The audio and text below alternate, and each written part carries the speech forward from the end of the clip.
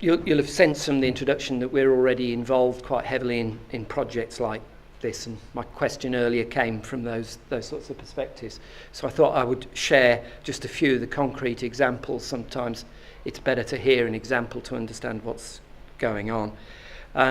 Most of these examples derive very much from media. I work in radio and the music industry, but I think you'll be able to adapt them quite straightforwardly to the areas that you work in. We're a 10-strong team, and the particular team within the research centre is called Interactive Cultures, and that's supposed to make you go, ha-ha. They understand that it's not just the technology, but it's the communities that work around the technologies, and that the technologies aren't determining, but enabling. And if you understood that, we did our job well of communicating. That's what we try to stand for as a research centre. And this theme that a number of people have mentioned about testing propositions is the way that we work. We do traditional university research, which could be as obscure as what did Duke Ellington do on the radio in 1927, and then we try and use those sorts of insights into contemporary projects around modern digital technology, because technological innovation is not a new thing at all. Here are a few of the examples that we've worked on that have been about innovating. A number of these have been funded by people who represented the organisations that are funding and supporting this new fund as well. So this is a continuation of work that's already been going on in the country and universities.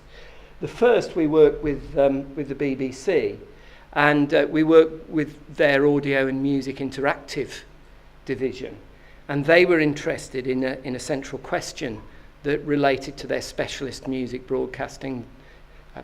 Broadcasting specialist music is something really quite important in the heart of the BBC public service remit, and they wanted to try and rethink this beyond just having programmes at the time of night that nobody else wanted to listen, and therefore everybody who was a fan of a particular type of music would be prepared to.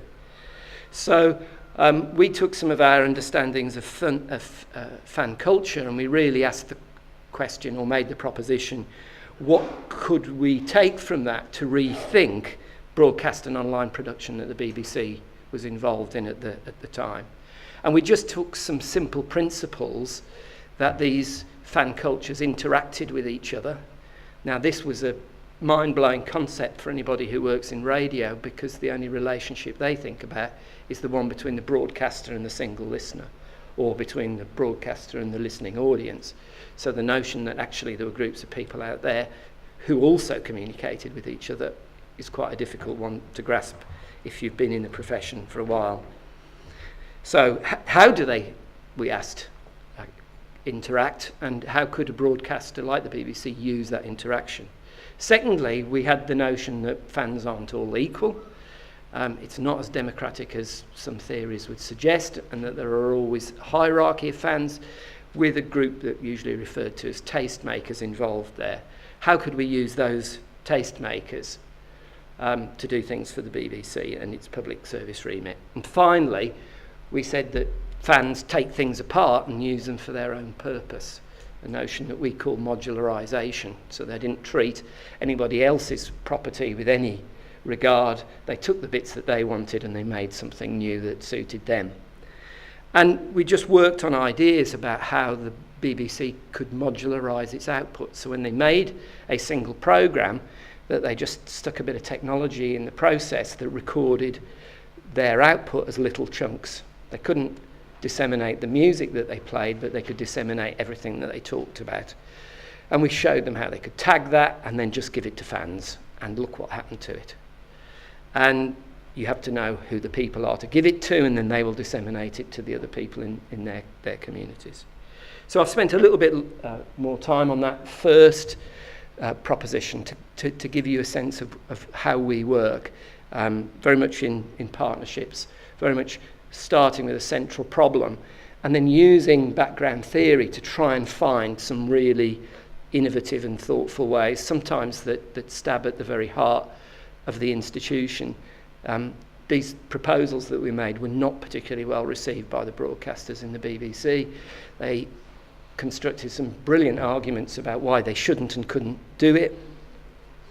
I was a bit disheartened at the time, but I do notice now they've started to do it, probably come to the conclusions of in their own way, and we had nothing to do with it at all. But institutional change is in itself difficult, I think. We've got to understand that as well. That's why a project like this, which has an evaluation aspect to it, I think is really important. Let me take you quickly through some others that echo these sorts of principles, but I won't give you such detail. I'm particularly fond of this because I'm a great jazz fan, and any opportunity I get to work with jazz organisations I seize. But this was the Scarborough Jazz Festival, and I don't know whether you know anything about jazz or anything about Scarborough, but Scarborough's basically got a mountain between it and the rest of the world, and it's a beautiful Victorian seaside British town, but you have to go over a mountain to get to it, so very few people go in or out. And the people who've been going to the Scarborough Jazz Festival are all over 60 and mostly considerably older than that, and you can imagine that the organisers think that this has a problem and that if they're going to exist in the future they're going to need a younger audience. So that was the proposition that they set us. How can we get people to be interested in this festival when physically and intellectually they're not going to go, that it puts them off? So our solution was to create an online version of the festival. So everything that happened in the festival we would try to reproduce. What we specifically didn't do is play much of the jazz that was going on at the festival. If you go to the festival, it's a wonderful cultural experience, and we wanted to try and communicate not the music but the feeling of being at that festival and the contributions that different people made. So we got hold of some really simple pieces of mobile technology that allowed fans, people who worked at the festival, the musicians, to actually just capture 2 or 3 minute snippets of what they were doing. And we just had a factory that put this online and tagged it so that it was in some way meaningful and people could follow through in some sort of way. Within 3 hours of us starting to deal with this, we had more people watching it online than were actually at the festival. And by the end, we had 100 times more people engaged with the festival online than had actually visited. This was helped a little bit because we used a new bit of technology called Posterous, and the technology company actually changed the technology for us so it would do a few things, which was really exciting. But we got this little spike of interest in California, which we thought were all the California jazz fans, until somebody pointed out, no, that's the Posterous community looking at what we're doing with their technology. But that helped in the beginning, and we got then a good Google rating, and then everything else followed. Similar activities that we've done which related much more to looking for new business models. In the music industry, the central problem is that traditional CDs and records are in decline. If you're a high street retail shop, you're in real trouble. If you're a record company, you're in slightly less trouble, but it's certainly a challenge.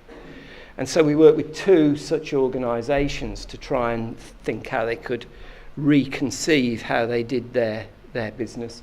With the record shop, we just went with the idea of a wine shop. And instead of selling CDs, they sold their expertise. If you've been part of a wine club, you'll know that what you do is you order a special box of wine which has been selected for you. It tends to target people who drink a lot of wine and who are a bit adventurous. So we did the same with the specialist music that this shop sold, which is mainly reggae and world music. So you could subscribe, and each week you would get a choice of the record. They'd created compilations. They had special. It's not a particularly new idea. It's not one particularly restricted to music, but it radically changed their business to the point that they actually closed down the record shop, moved out of music sales completely, and reinvented themselves as a festival organizer. So at one level that looks like a complete failure, but what we actually did was open up the possibility of thinking afresh.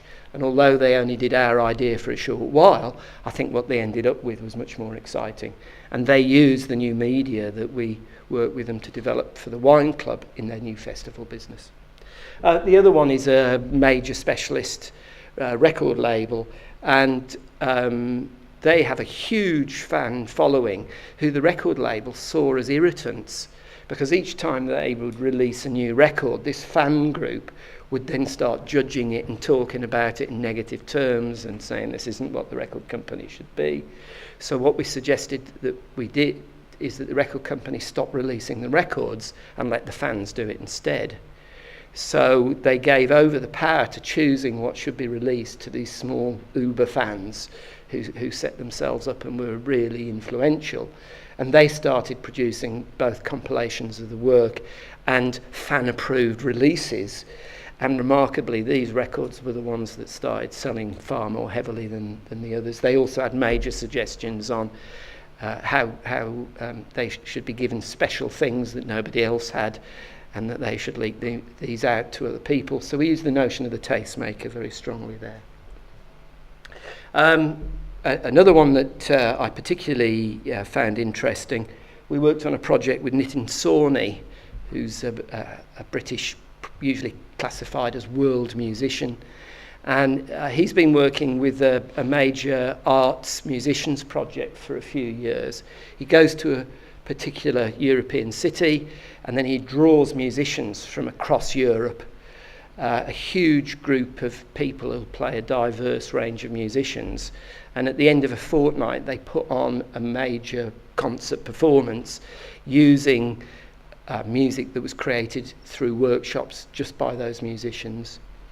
This is a wonderfully rewarding experience for the musicians who are involved. They're usually young and up-and-coming musicians, but not many people used to go to the events because they didn't really know about them. So this is an extension of audience project.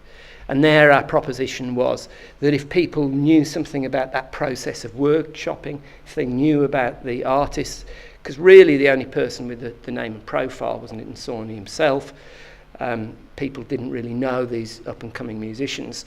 So we worked very strongly on giving each of these a personality. So we gave the same sort of mobile technology to the musicians. They had to go out and film. And at the beginning, the musicians were really antagonistic to this. Particularly Nitin wasn't sure at all, well, look, I want to hold the workshop. I don't want people in front of me holding cameras. And then one day, a few hours in, he said, so could they just film what we practiced, or just film what I'm saying to them, and then they could go away and I wouldn't have to keep repeating it? We said, yeah, that works well. After that, he was entirely sold on it, and so he talked very, very quickly, explained very simply what he was doing. All the musicians filmed him. Then they went off and filmed their experience of trying to work through those themes. And they brought this material to us, again, in quite small chunks. We tagged it up. And so people could go online and follow a particular musician all the way through, their experience or perspective of it, or they could take a particular phase of the development of the artistic activity and see it from 10, 15 different perspectives at once. And the remarkable shift was that in the concert that ended, not only did their audience numbers go up, but the people in there knew all the music before they even started playing. They had seen it develop and experienced how those numbers were built up. And those things that were traditional songs, the audience sang along the choruses with them. Quite remarkable. Finally then, in the dying minute, why is this of value? Well, to our partners, it's really important, I think. It's a bit of a breaking of a logjam. It gets you to think in new ways. It gets you to know new things, to think about radically different ways that you could organise ourselves. And I have to agree with the perspective that that's really important. We work just at the level of prototypes then, and we're really excited about this project because we could actually make a fully working model. Secondly, it has benefits to us. We learn the same sorts of things. It's part for us as a research, just as important as Duke Ellington in 1927 is understanding today. And more importantly, we actually teach our students these projects. We set them as live activities to solve. We don't tell them how we solved them, and then we came back and we said, yeah, ours wasn't as good, but it looked like this. And finally, I think there's an important thing, that we have public money here, and we have a really strong commitment to making sure that the insights that we produce aren't just ones that we share in a small team, but they're things that we make people know about more widely, and we reapply what we learnt with one group to others as well. And I think that those are things very, very much in evidence in the project you've come to find out about today. 15 minutes, 23 seconds. Thank you very much. Thank you, Tim.